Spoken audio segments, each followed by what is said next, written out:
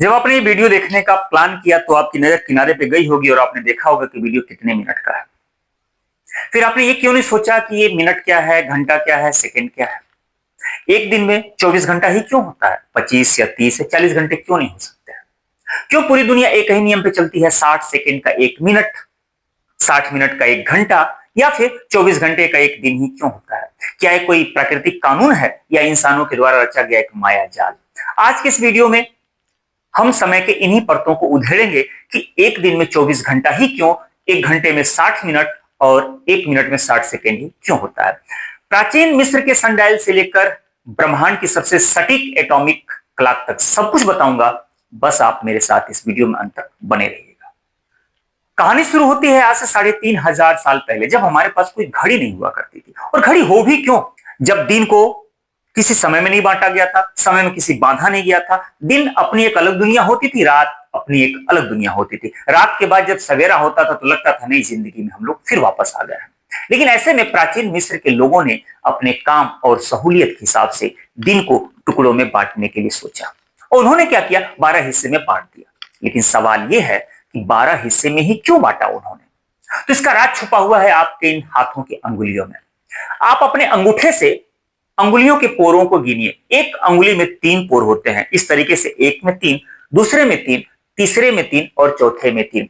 तो इस तरीके से 12 पोर होते हैं। उन्होंने क्या किया, अपने दिन को बांटने के लिए, काम की सहूलियत के लिए इस तरीके से बांट बांट के गिन गिन के अपना काम कर लिया। दिन को 12 टुकड़ों में बांट दिया। अब आप कहेंगे कि कौन सा फालतू का बात हुआ, लेकिन ना, मिस्र के लोगों ने जब आगे चल करके ये जाना कि चांद एक साल में 12 मास पूरा करता है, तो फिर उन लोगों ने सोचा कि ईश्वर ने, भगवान ने, गॉड ने, अल्लाह ने हमें तो बड़ा ही हाथों में ही शुभ दे दिया है। यानी कि प्रकृति से कहीं ना कहीं हमारी हाथें जो है वो जुड़ी हुई हैं। इस तरीके से उनकी जिंदगी में 12 का जो अंक है एकदम शुभ हो गया। अब इस तरीके से दिन उन्होंने 12 भागों में बांट रखा था। आगे चल करके उन्होंने रात को भी इसी तरीके से बांट दिया।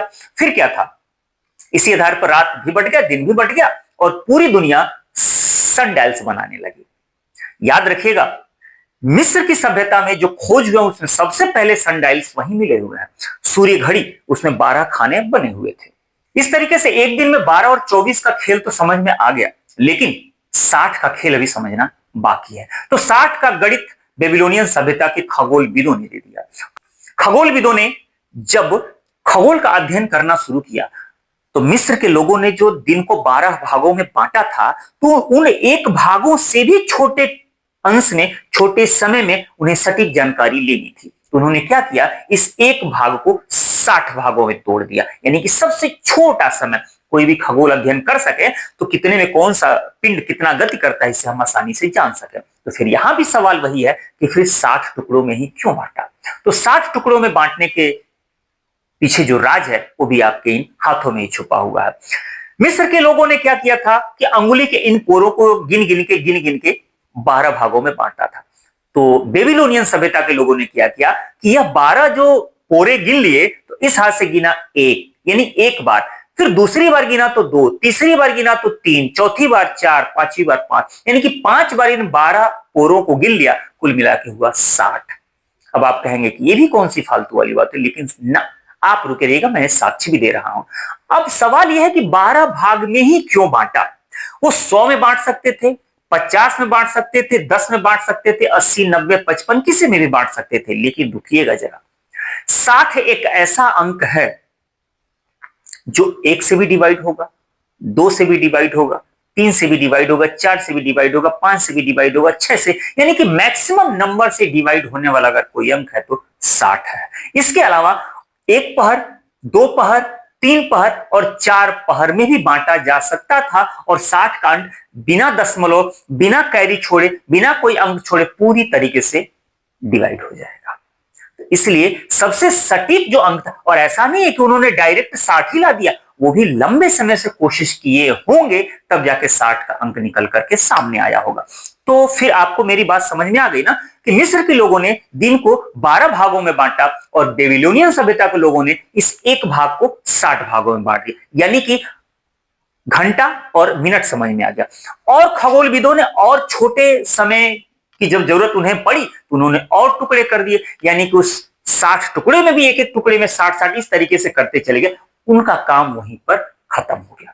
आज के समय में परिभाषा बदल चुकी है। आज के वैज्ञानिकों को नैनो सेकंड की जरूरत पड़ी। उन्होंने क्या किया, सीजियम 133 नाम का एक परमाणु लिया और पकड़ करके देखा कि इसमें कंपन कितनी बार हो रहा है, तो पता ही चला कि 9 अरब से ज्यादा बार उसमें कंपन होता है। मतलब कि 1967 ईस्वी में इंटरनेशनल सिस्टम ऑफ यूनिट्स ने समय की परिभाषा ज्ञात करने के लिए एक परमाणु लिया और देखा कि जो बेबीलोनियन सभ्यता के लोगों ने सेकंड का जो 60वां हिस्सा तोड़ा था, उतने में यह परमाणु कितनी बार कंपन करता है, तो पाया कि 9 अरब 19 करोड़ 26,31,770 बार कंपन करता है।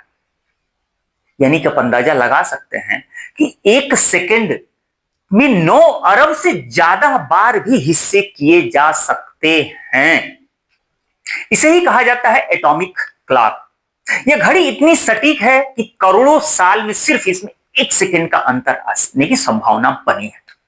यही वो घड़ी है जो आपके फोन का जीपीएस चला रही है और सैटेलाइट को गाइड कर रही है। अगर इस एटॉमिक क्लॉक में 1 सेकंड का भी अंतर आया तो दुनिया का सारा इंटरनेट और बैंकिंग सिस्टम ताश के पत्तों की तरह से ढह जाएगा।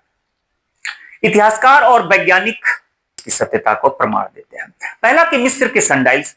मिस्र की सभ्यता में जब खोज हुई तो पहली बार उन्हें सनडाइल मिला। पता चला कि यहाँ की सभ्यता के लोगों ने ही पहली बार पूरे दिन को 12 भागों में बांट रखा था। फिर दूसरा है बेबीलोनियन की मिट्टी की वो तख्तियां, जिस पर 60 के खाने बने हुए थे। यानी कि बेबीलोनियन सभ्यता में इस एक हिस्से में 60 टुकड़े किए गए थे। दूसरी शताब्दी में लिखी हुई टालमी की अल्मागेट्स नामक एक पुस्तक है। उन्होंने साफ कहा कि मैंने जो कुछ भी सीखा है खगोल के बारे में वो बेबीलोनियन खगोलविदों से ही सीखा है। तो उनसे साफ ये भी पता चलता है कि बेबीलोनियन में सबसे पहले खगोल ज्ञान था और उन्होंने 60 भागों में बांटा था। तो इस तरीके से आप जब भी घड़ी देखें तो देखें घंटा, मिनट, सेकेंड। तो प्लीज आप मिस्र की सभ्यता के लोगों को और बेबीलोनियन सभ्यता के लोगों को एक बार याद जरूर कर लीजिएगा।